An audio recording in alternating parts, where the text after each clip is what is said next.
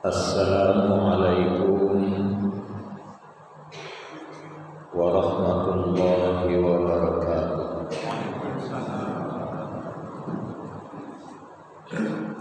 Alhamdulillahi rabbil alamin,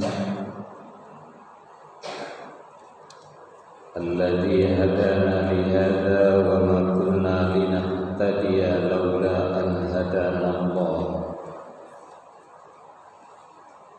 Asyhadu an la ilaha illallah wahdahu la syarika lah wa asyhadu anna Muhammadan abduhu wa rasuluhu la nabiyya ba'dah. Qala Allah ta'ala fil Qur'anil Karim, a'udzu billahi minasy syaithanir rajim. Bismillahirrahmanirrahim. Zuyyina lin-nasi hubbus syahawati minan nisa'i wal banin wal qanatiril muqantarati minadh dhahabi wal fiddah wal khailil musawwamati wal an'ami wal harth. Dzalika mata'ul hayatid dunya wallahu 'indahu husnul ma'ab. Shadaqallahul 'azim. Bapak dan Ibu jamaah salat subuh rahimakumullah, puji dan syukur kita persembahkan kehadiran Allah Subhanahu wa ta'ala. Salawat dan salam buat Nabi kita Muhammad sallallahu alaihi wasallam.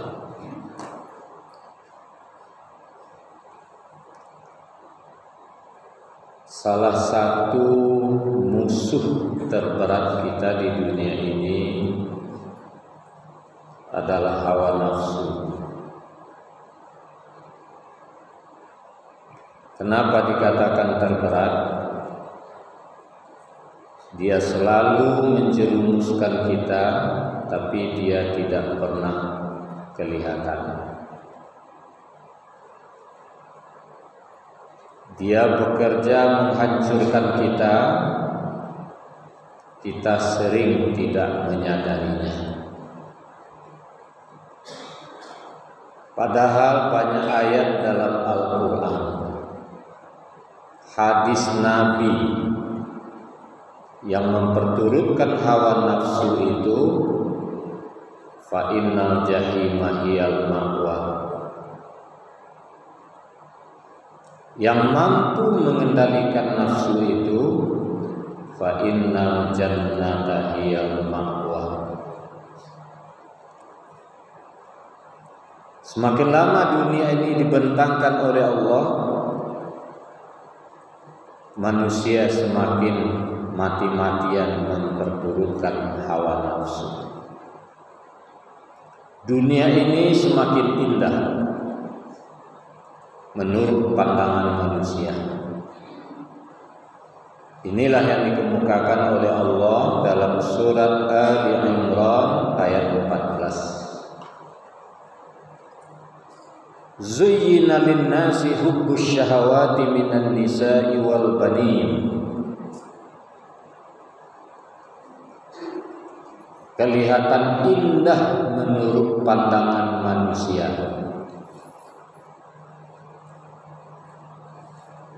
memperturutkan hawa nafsu berupa wanita, anak-anak.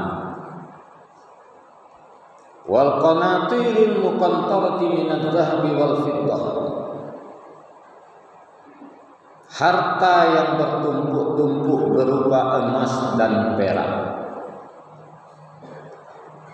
Wal khailil musawwamati wal an'ami wal harth, kuda pilihan, binatang ternak, sawah ladang. Kata Allah, "Dzalika mata'ul hayatid dunya." Semua itu hanya kesenangan-kesenangan dunia. Belum tentu akan bisa membawa ketenangan kita di akhirat nanti. Padahal tujuan hidup kita akhirat.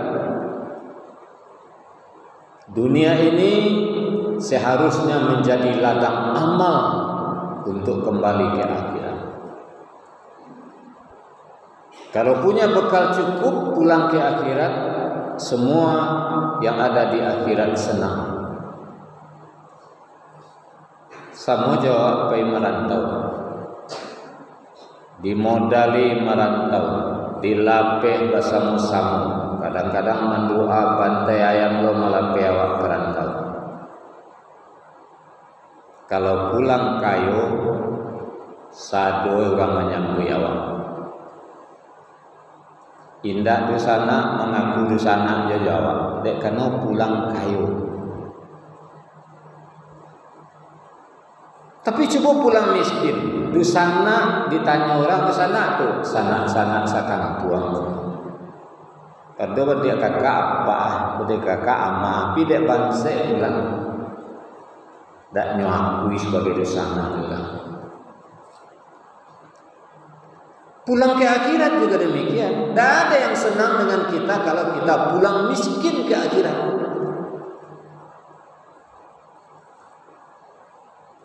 Allah nanti kalau orang yang pulang kaya ke akhirat, dia akan diperkenankan melihat wajahnya Allah. Tapi yang pulang miskin jangan berharap. Jangankan dia melihat wajah Allah, Allah saja tidak sudi melihat dia. Wala yanzuru ilaihim yaumal qiyamah. Allah tak akan melihat dia nanti di akhirat. Nah, makanya kita berhati-hatilah terhadap nafsu. Nafsu wanita kata Allah. Kenapa? Lihat sekarang. Salah satu tanda kiamat itu banyak terjadi perzinaan seperti sekarang.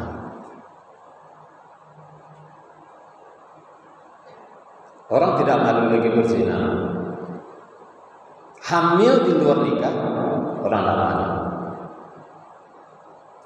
Dulu sado malu. Yang hamil malu keluar rumah. Oh hamil mas suami ada jalan. Kini tak, hanya keluar aja. Hamil mah, iya teh. Siapa ni kok sedang cari teh? Alun jale empat. Tak malu. Bahkan kalau di TV para artis, ya memang tak pernah nikah apa anak lah kadang.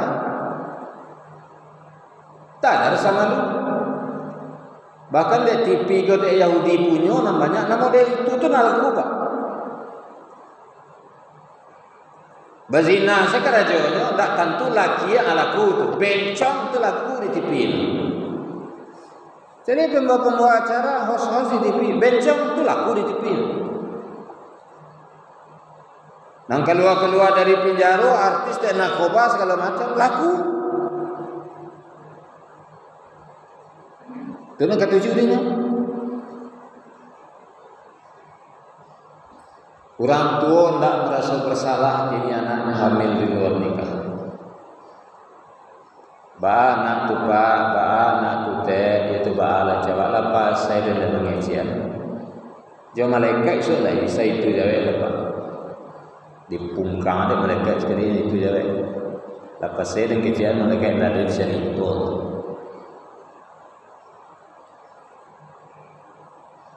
Mama-mamanya yang harus bertanggung jawab, takah dulu, inilah dulu. Baru akan rumah, kemana? Kan anak saya kan mabenta nak kemana kan apa? Enteng sejauh ini. Dulu ndak anak awak salah ditegur patuan, takui. Ini coba tegur-tegur anak orang. Memangnya apa deh gitu. Pandai lo nego-nego dan lain je. Itu kecil anak-anak juga Pak. Apa dan tu je.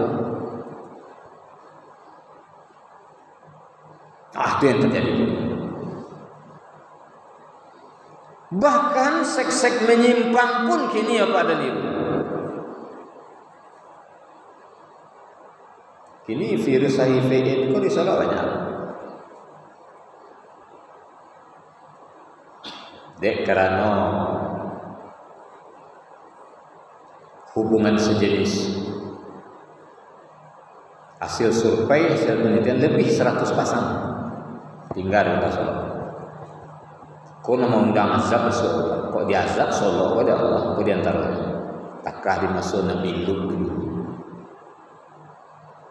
Sari dia Tuhan azab awak, enggak.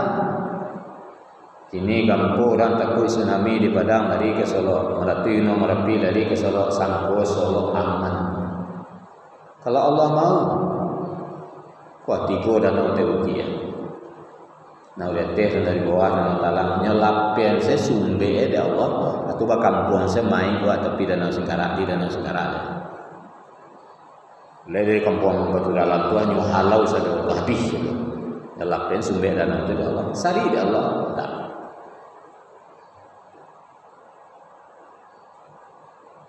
Tanggung jawab orang sebagai muslim kepada ibu muslimah itu mengkau dikecian dan dari sampai 10 rumah ada berzina sampai 10 rumah nangguan dosanya. Kalau kau satu-satu ustaznya tidak nawaknya tidak kenakan awak cuma ada ke tinggal jawab tanggung jawab awak mainian untuk 40 rumah di sekitar awak. Kamari bedo dingin awak ande berangkat. Kau subuh selang ada saya kawan. Dan orang dia tu. Itu yang terjadi. Dunia kalau bebas. Dunia bebas. Ia dimenangkan bawa orang kini kau lai babusana muslimah pakai jilbab. Tapi ala sesuai kau aturan Islam, anu naik. Jilbab pakai baju sakti, Sarawak sakti, samu jindak. Samu jindak. Asal nampak selekuk-lekuk tubuh, buat dosa besar bagi wanita.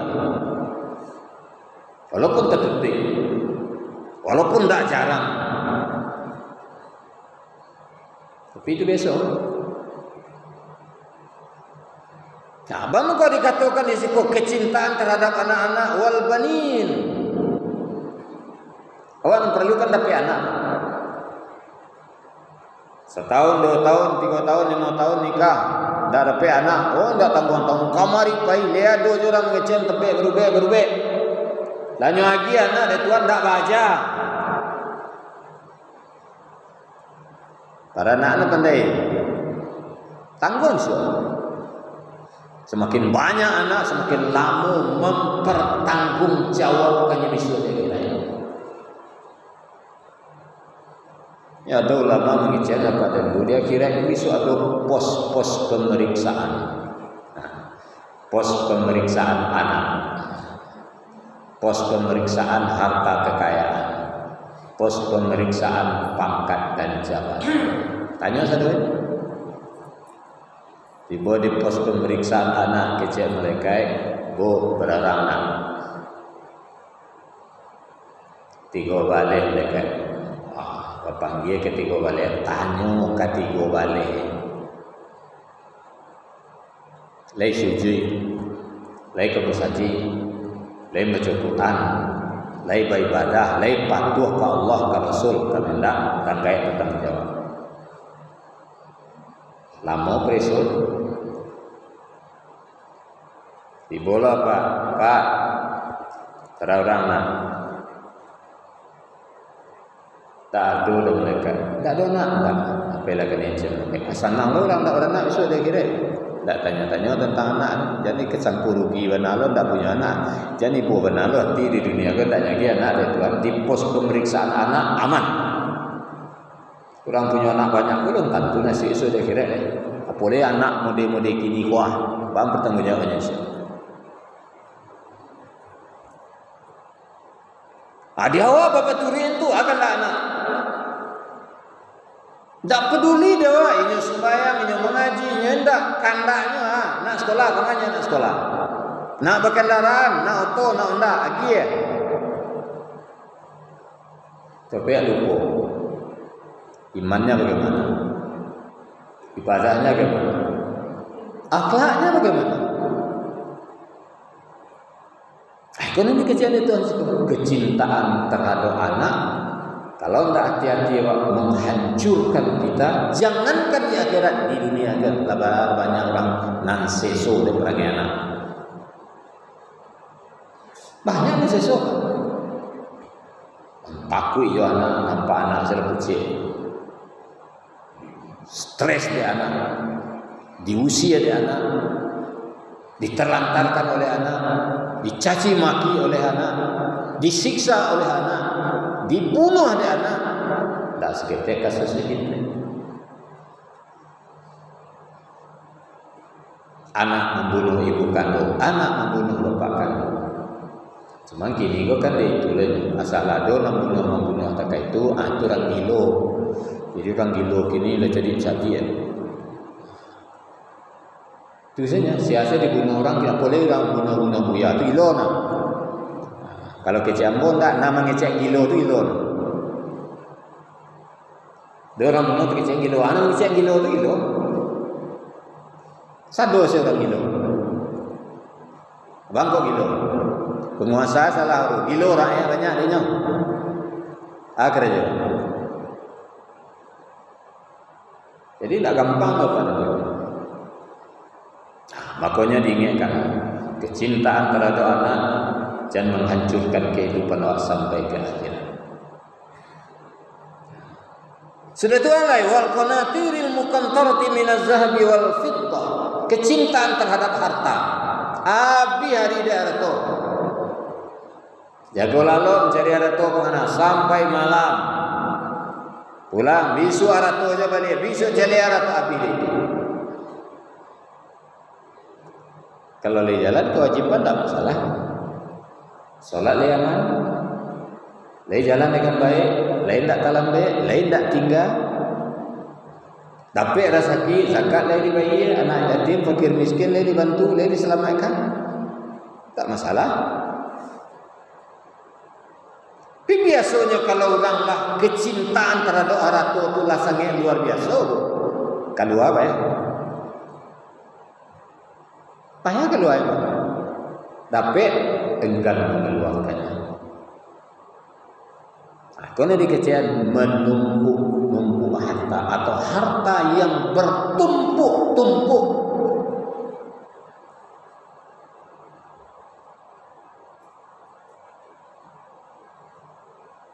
Wailul likulli humazatin lumazah alladzi jama'a malahu wa 'addadah yahsabu anna malahu akhlada. Sangkonya harta dapat mengekalkannya, membantunya dunia akhirat. Kalau tidak ditunaikan kewajiban, kalla la yumbazanna fil hutamah. Tidak kejauhan.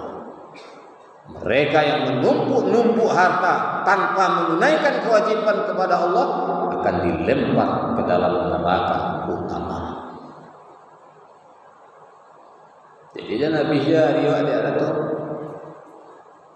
harta kebanyakan bertanya mulai dari mana pe kamapai. Di siko dicontohan harta baik dalam bentuk emas perak. Kekayaan, simpan awak yang tak duduk zakatnya tanggung jawab besar. Nah, kemudian dicontohkan apa lagi? Wal khailil musawwamah, kuda pilihan. Makasihnya kuda pilihan Bapak dan Ibu. Kendaraan mewah. Dulu tak tahu kendaraan mewahnya apa? Kuda pilihan. Siapa yang pakai? Dua. pejabat dan orang kaya. Jadi maksudnya dekat dulu kok. Indah menurut pandangan manusia jadi pejabat, jadi orang kaya kadang.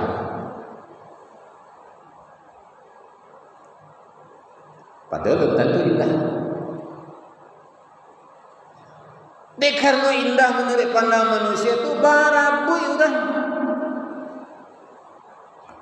Nak bapangke barabui, nak jabatan barabui. Sogok menyogok dulu. Betul dibayar dulu. Harapannya lagi. Asal yang namanya sogok tak ada cerita. Jadi pegawai nyogok awas. Jadi polisi, jadi tentara, di bank, di mas, jadi pejabat, sogok, awas. Ar-rashi wal murtashi wal rais finnar. Tukang sogok, penerima sogok, perantara sogok menyogok, sampai tinggal di akhirat di neraka. Titik. Dan lagi tiap Nabi nak doleh, Nabi dah meninggal. Sogok-sogok lah.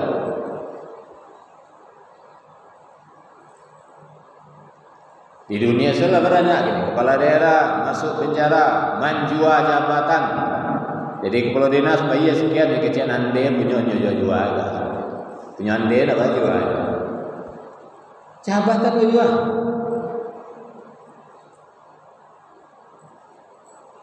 Bayi sekian, anak buah anak bayi kau cari lu piki haram betul di bawah, tandeh di negara ada itu yang terjadi gini kan? Itu yang terjadi. Orang Belanda datang ke Indonesia heran-herannya. Anaknya heran di Belanda tak ada pejabat yang kaya lagi. Di Indonesia pejabat kaya. Heran orang Belanda. Ini buat orang Indonesia gitu. Kalau di Belanda jadi pejabat nggak kaya itu pengusaha. Di Indonesia pejabat nggak kaya.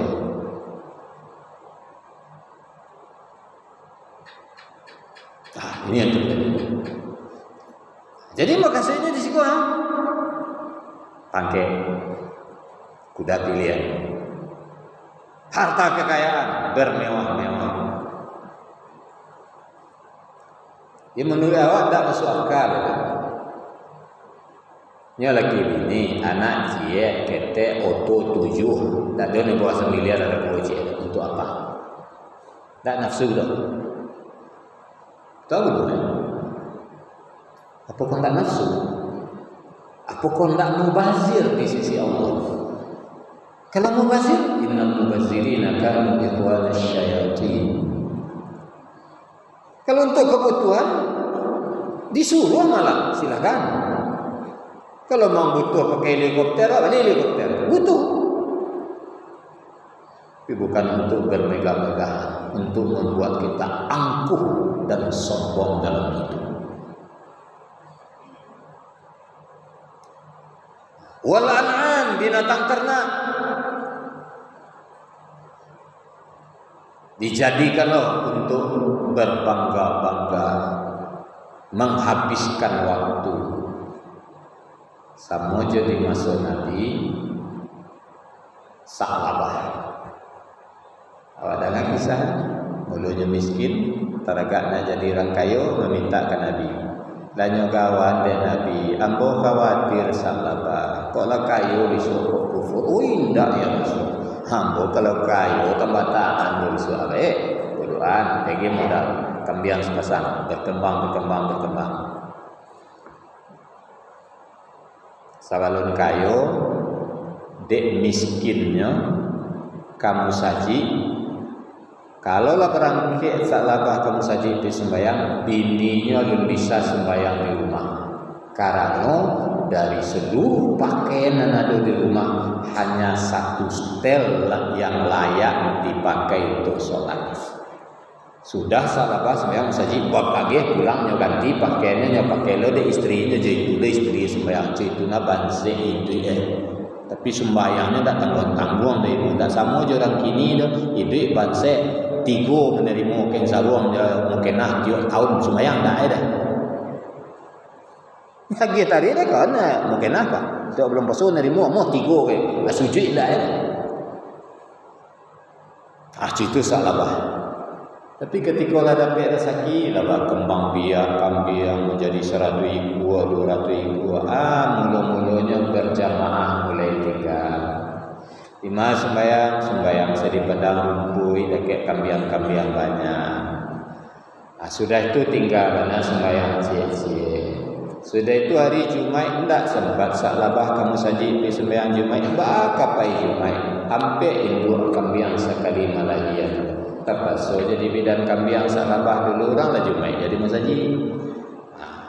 Harato binatang ternak ikut menjerumuskan kita.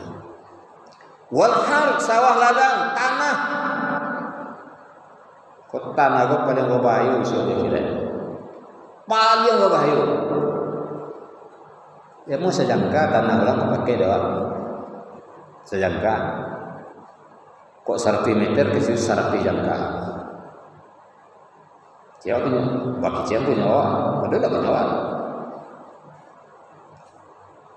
Awak mati diwarisi di anak awak tanah urang nan sajangkan awak ambil go dia menggeser-geser pagar go nyawarisi di anak awak nyawarisi di keturunan awak sampai kiamat awak nan baulah mambil tanah urang sajangka go manarimo doso tiok detik tiok waktu dia karena dimanfaatkan di anak cucu dari berdosa.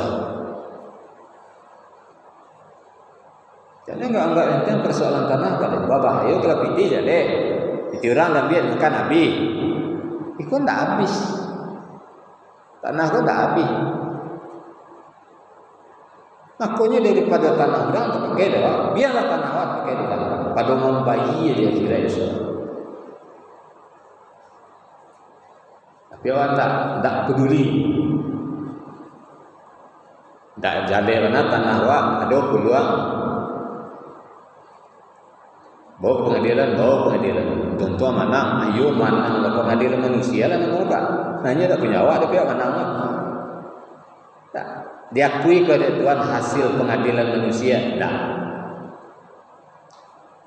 Ini pengadilan Tuhan ada lebih surga. Tak laku beda pengadilan manusia. Tak boleh tak hukum Islam. Tak laku beda. Menang kalau awak kecil manusia di dunia, kecil Allah belum tahu. Jadi awak diinginkan kepada ini hati-hati awak. Nafsu musuh utama. Nyo tak nampak. Kok lain nampak? Jadilah dia tu. Kok coba bilanya pak? Ambo gak sekali seminggu mau lebih buru nafsu gua mau. Cari ranjian tak boleh gua. Kok janjian tu buru nafsu gua. Tapi nyo tak nampak. Awaknya kerajuannya. Orang lah banyaknya rusak. Lah banyaknya hancur. Kadang-kadang awak terbawa dia jadi walaupun lailun banyak satu lo terbawa dia. Makanya diinginkan di sini. Jadi untuk itu apa-apa dan itu hidup kita ini tidak lama. Nafsu itu memang sengaja itu karajoinya. Setan itu memang untuk membujuk dan merayu manusia. Kini mungkin awak nyaman mempedulikannya, tapi di akhirat kita akan menyesal. Makanya waspadailah musuh-musuh yang akan menyengsarakan kita di akhirat. Kalau di dunia kok sansaro seketik waktunya biasalah.